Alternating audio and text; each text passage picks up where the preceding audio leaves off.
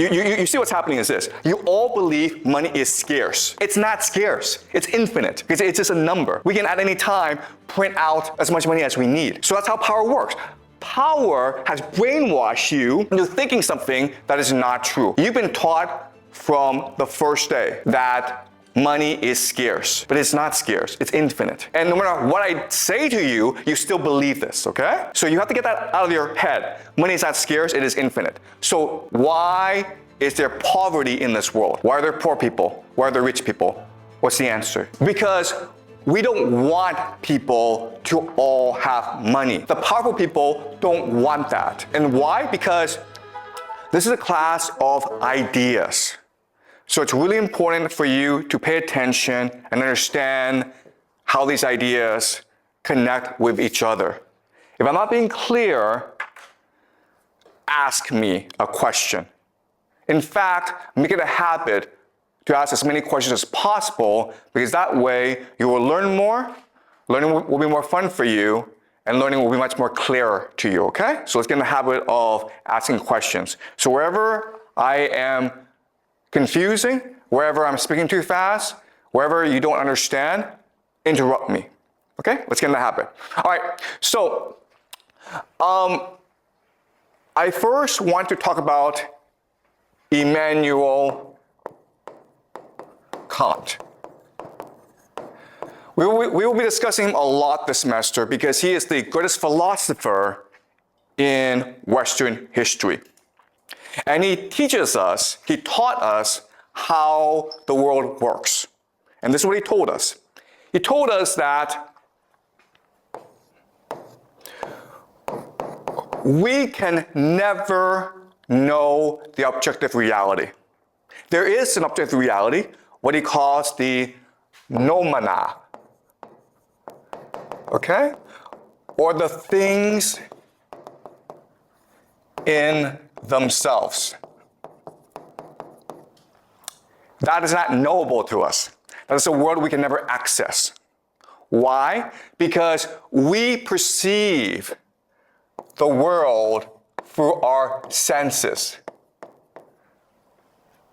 Our senses, our perception, warps the world and changes it into a structure that we can process, called the phenomena.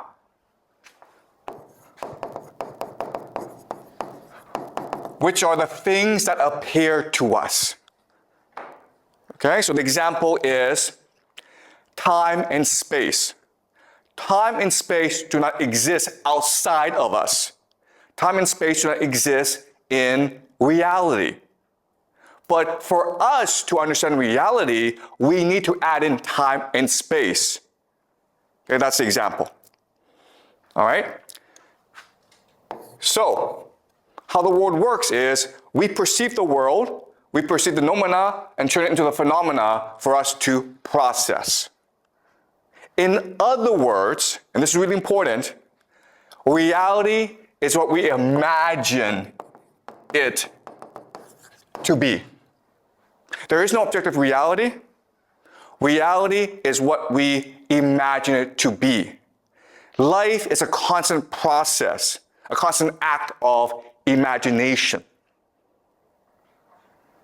All right? That's Immanuel Kant. That's the first idea I want you to understand. So what I want to do in this class this semester is train you or teach you or inspire you to augment your imagination so that you see the world much more clearly. This class is not about what to think, it's about how to think. All right.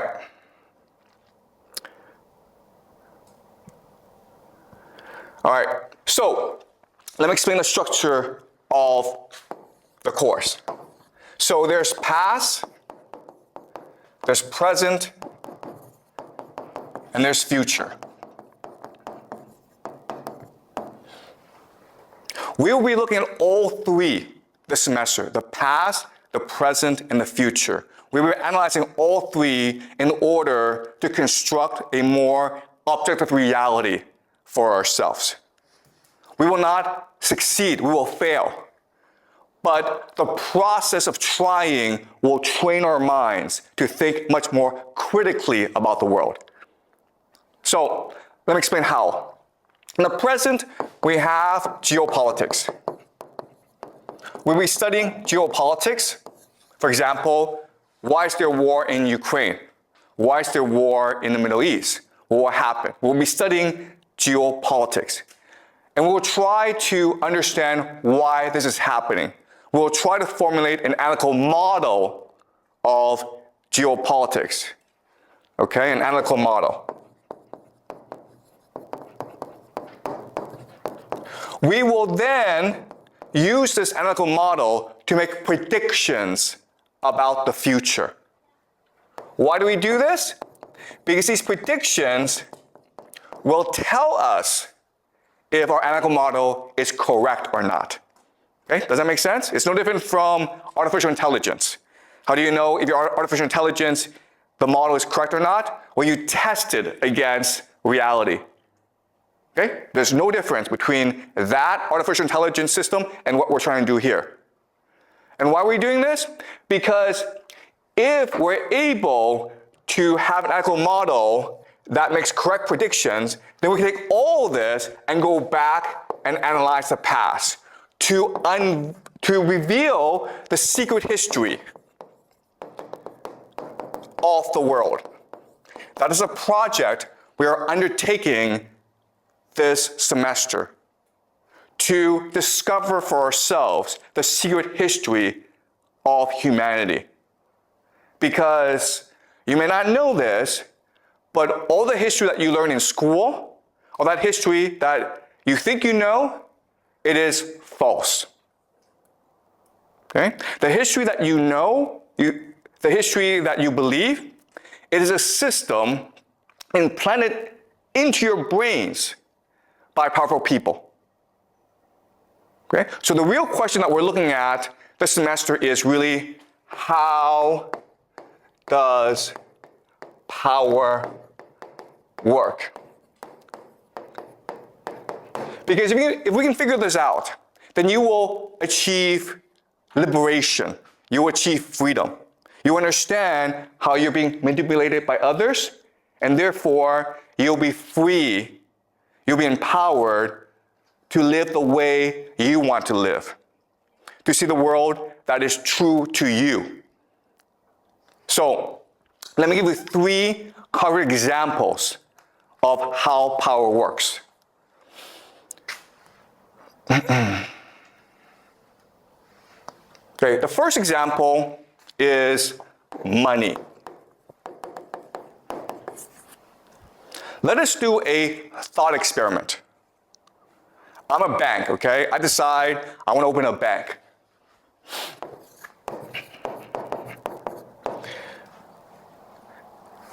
And now you're allowed to put money in the bank, okay? So all of you get together and you put $5 million in the bank.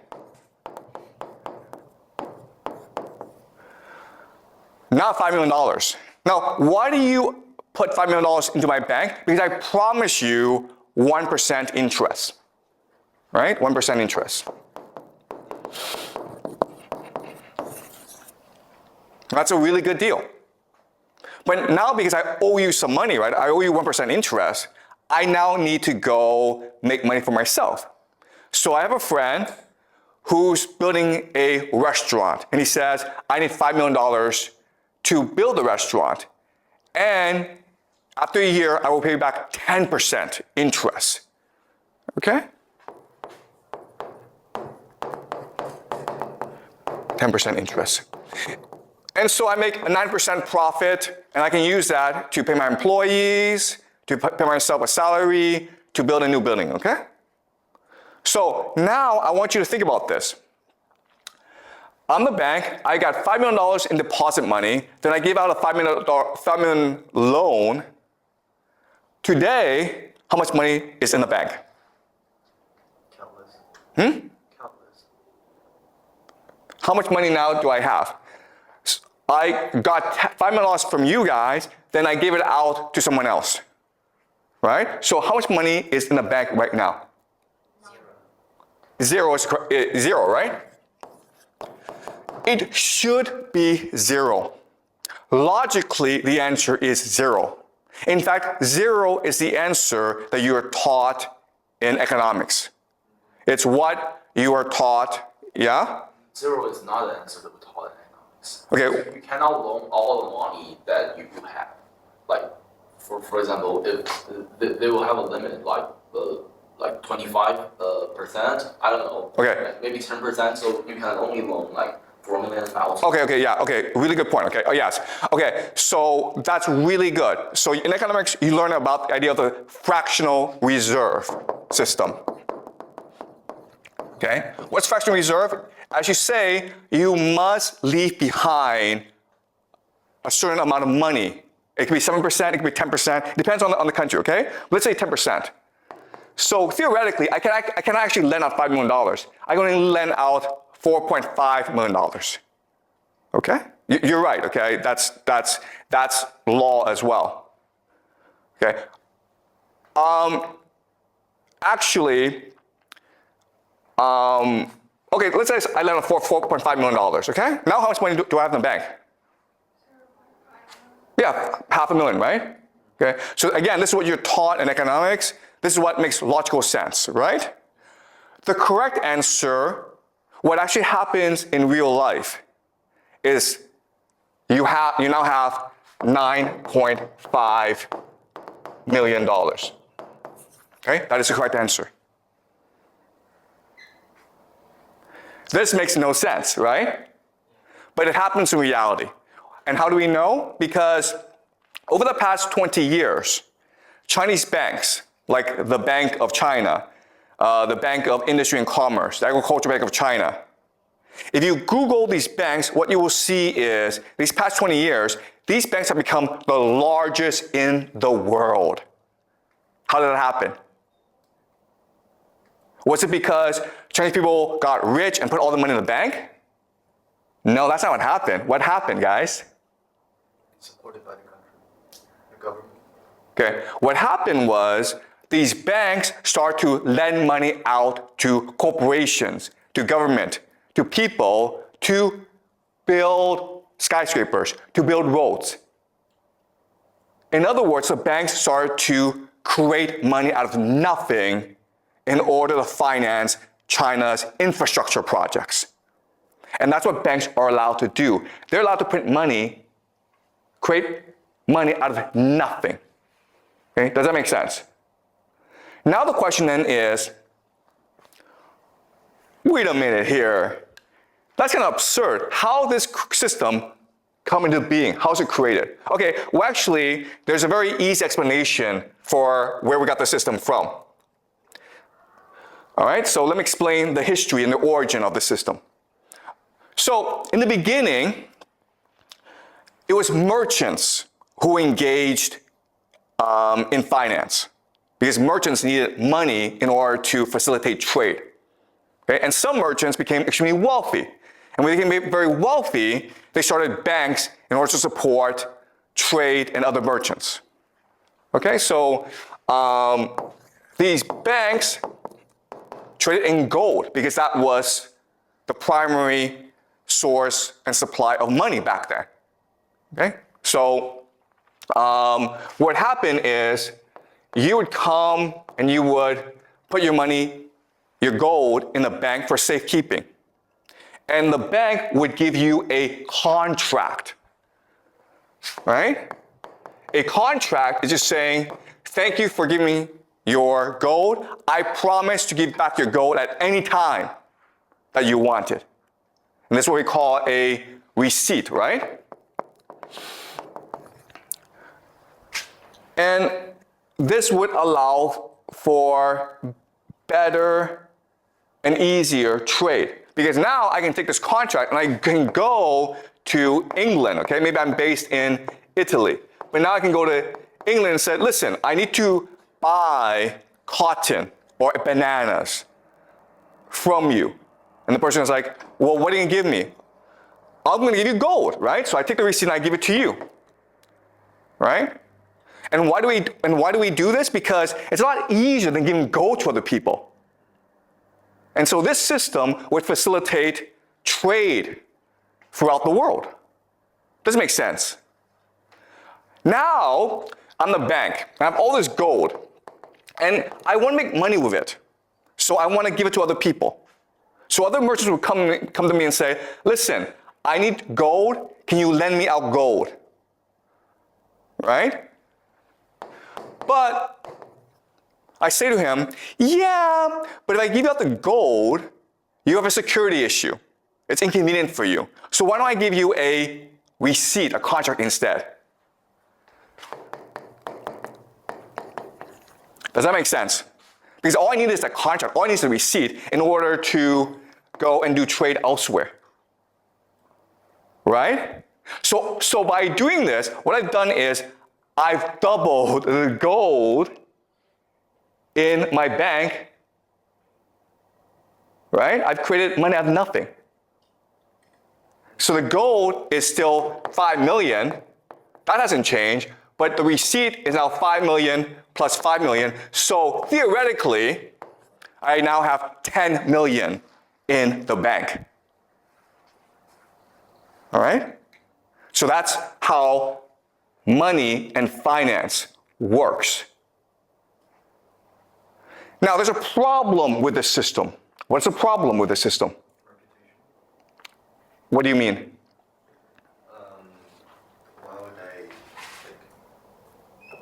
Why would the other people take the receipt as gold? As the same value? Okay, that's a good question, okay? Why is it that people believe in me? Okay? The answer is very simple. The answer is because throughout most of human history, people didn't need money. If you were just a normal person, what were you doing? Were you in a village growing crops? If you wanted to like get new stuff, what would you do? You would trade with someone else, right? Maybe you have a gold that I want. Well, then I would trade you a cow for it. So we didn't actually need money. So throughout most of human history, no one had any need for money. It was only in certain circumstances that you would want money. So for example, marriage, right? Okay? So throughout most of human history, money represented debt that could be unpaid. Debt that could never be repaid. So for example, a very common thing is, maybe you and I fight, and I kill you. Well, in theory, your family should now come and kill me. But obviously that would create a lot of problems, right? So the way to settle the dispute is, I would give your family money. Because money was symbolically meant to say, I'm sorry, I killed you. This is a debt that can never be repaid. Okay? That's what money was used for in most circumstances throughout human history. There was no actually real use for money. It was symbolic. But with the rise of trade and with merchants, they needed money in order to facilitate the trade. But these merchants all knew each other, so they trusted each other anyway. So money was a mechanism for them to trade easier, okay? Does that make sense? All right? Okay, so let's go back to the question. This system looks great. I can print money out of nothing, but there's a problem with this system. What is the problem? There's a problem here. Like you can forge the receipts and, the money fakes. Okay, that's actually a great question, okay? So, yeah, is it possible to forge the contract? Okay? So, that's a really good point. The problem is, so the answer is that they all knew each other anyway. Okay, because it's a very small circle. Again, we have not reached the modern period where it's a lot of people using money. If that's the case, then forgery becomes a problem. We'll discuss this in future classes, okay? Counterfeiting. But at this point in history, forgery is actually not a big issue. There's actually a bigger issue. And it's a huge issue. What's the issue? I have $5 million of gold, right? There's about $10 million of gold out there in receipts. What's the problem with that? The problem is that if everyone wants to go at the same time, I go bankrupt, right? because I lose my reputation. The contract says that at any time you want the gold, I must give it to you. But if I have if there's $100 million in gold contracts, but I only have $10 million in gold, only if 15 million wants the gold back, then I'm screwed. This is what we call a bank run. Okay, a bank run. And this is a huge problem for merchants. Okay? There's also another problem with the system, and the problem is this. Who do I usually lend my money to? Do you guys know? If I'm a bank, if I'm a merchant, who do I usually lend my money to?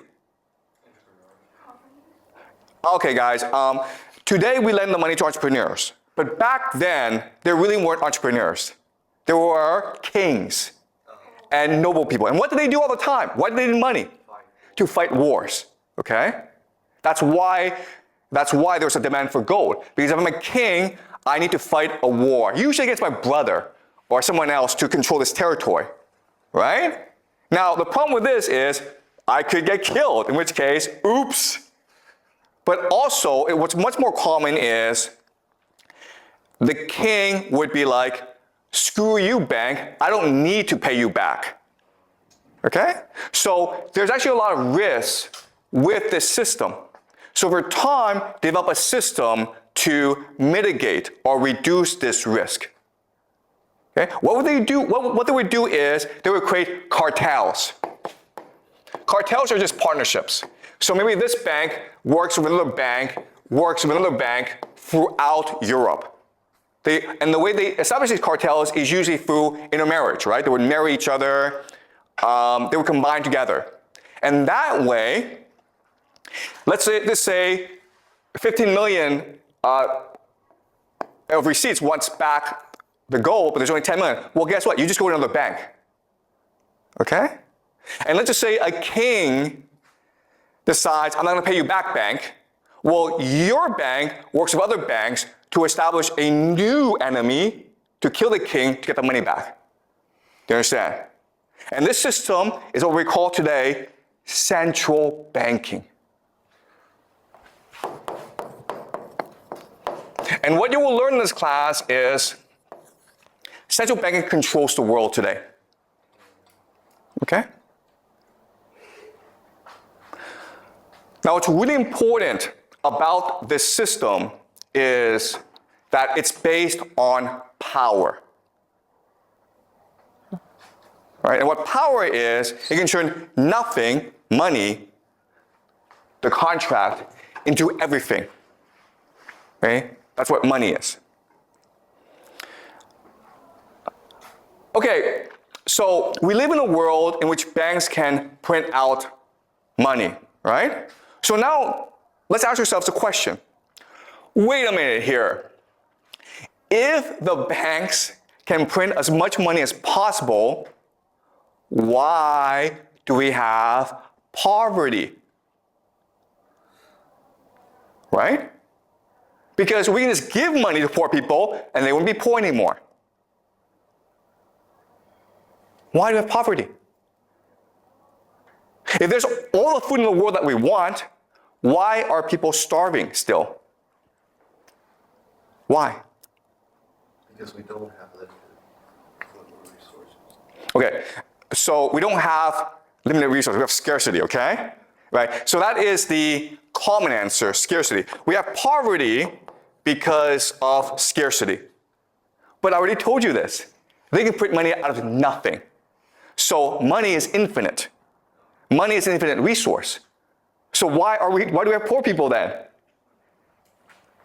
That's kind of strange. Like money, aren't money just, used for trade? They still have limited resources and, the actual need, the actual needs. Okay, so you see what's happening is this. You all believe money is scarce, okay? But I just spent the past 10, 20 minutes explaining to you, it's not scarce, it's infinite. It's just a number. We can at any time print out as much money as we need, okay? So that's how power works. Power has brainwashed you into thinking something that is not true.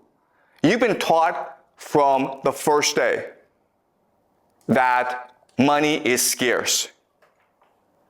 But it's not scarce, it's infinite. And no matter what I say to you, you still believe this, okay?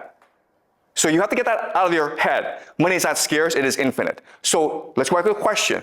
Why is there poverty in this world? Why do people starve? Why is there inequality in this world? Why are there poor people? Why are there rich people? What's the answer? Because they don't print infinite money. Okay, because it's scarce. So guys, this is amazing, okay? You guys can't get out of your head. You think money is scarce. You think it is not possible to print infinite money, when I already told you it is possible to print infinite money because they do this all the time. Yeah? The one who has the power don't want everyone to share the same. Yeah, There. because we don't want people to all have money. The powerful people don't want that. That's exactly the answer. And why? Because otherwise, no one would work. Do you understand?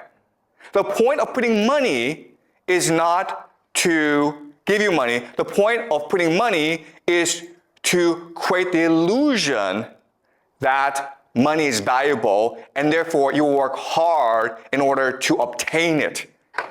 But in order for me to make you want to get money, I need to create artificial misery. Do you understand? Right? If there weren't poor people, you wouldn't want to be rich. It's only because you see people suffer that you would want to go make money for yourself. What do your parents tell you? Your parents tell you, work hard in school, make a lot of money. Otherwise, you're going to end up like a poor person. Right? Well, guess what? If there are no poor people, your parents couldn't say that to you. And you wouldn't want to work hard in school. Right? That's why we have poverty.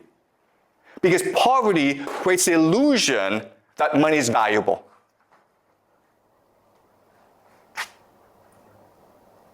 In other words, poverty isn't what you do to yourself, it is what the powerful do to you. Now let me ask you another question. You guys have studied some economics. Why do you have like crises? Crises. For example, there's a stock market crash. Or for example, the economy goes down and people lose their jobs. Why do you have crises? I don't know. Exactly. You're not taught this in economics class. That's kind of weird, right? The point of crises is to destroy money. Why do we need to destroy money? Because if there's too much money in the system, people don't have to work. So you have to destroy this money in order to make people feel money is scarce. Okay, does that make sense? So why do we have wars? Right? Why are there wars in the world then? Because they're fighting over scarce resources, right? I already told you, scarcity is a lie. The real reason is war is meant to destroy wealth in order to make you think money is valuable. Do you understand? You guys play World of Warcraft or these games, right? Guess what, guys? World of Warcraft in our world, there's absolutely no difference. You just run around pointlessly working hard to obtain credits in order to buy stuff. If credits just flew out of the sky, because they could do that, right? They could actually program the engine to just print money out of nothing, you wouldn't do nothing every day. You wouldn't play the game. Okay? It's only because you believe that there's scarcity in the world and that you must work hard to obtain wealth that you do any work. Do you understand this? Okay? So this world that we live in, it's a complete illusion created by central banking in order to make us work as hard as possible. Because the real value is not money. The real value is the work we do. Okay, does that make sense, guys? All right, yeah? You said scarcity is an illusion, right? But I understand that money can be printed infinitely, but resources such as food and land, they are technically unlimited. So scarcity, does scarcity still exist in other resources? Okay, that's a great question. Okay, so the question is, isn't food scarce? Because food is a finite resource, right? Do yourself a favor, okay? Go to the garbage dump somewhere, anywhere in Beijing, and see the amount of food that is wasted every single day. If food was scarce, why do we have food waste? Okay, so if you just do the mathematics, what you will discover is there's enough food to feed everyone. Okay? There doesn't have to be hunger and starvation. It's an artificial crisis. Okay, does that make sense? So you're right in that, yeah, the food's not infinite, but it's abundant. There's a lot of it, enough to feed people. Okay? How about land? On the land, oil resources, the reason they go to war before. Okay, all right, so again, you guys are stuck in the scarcity mindset. And it's very convincing. So let's move on, okay? So this is something that we'll go back to later on, okay? Because I cannot convince you today, this morning, that everything you believed about the world and about yourself is wrong. Okay, you're still stuck there, like, okay, there's scarcity. And you're right, there's scarcity, but we also live in a world of abundance. Okay? And a lot of things that you believe are just misconceptions about the world.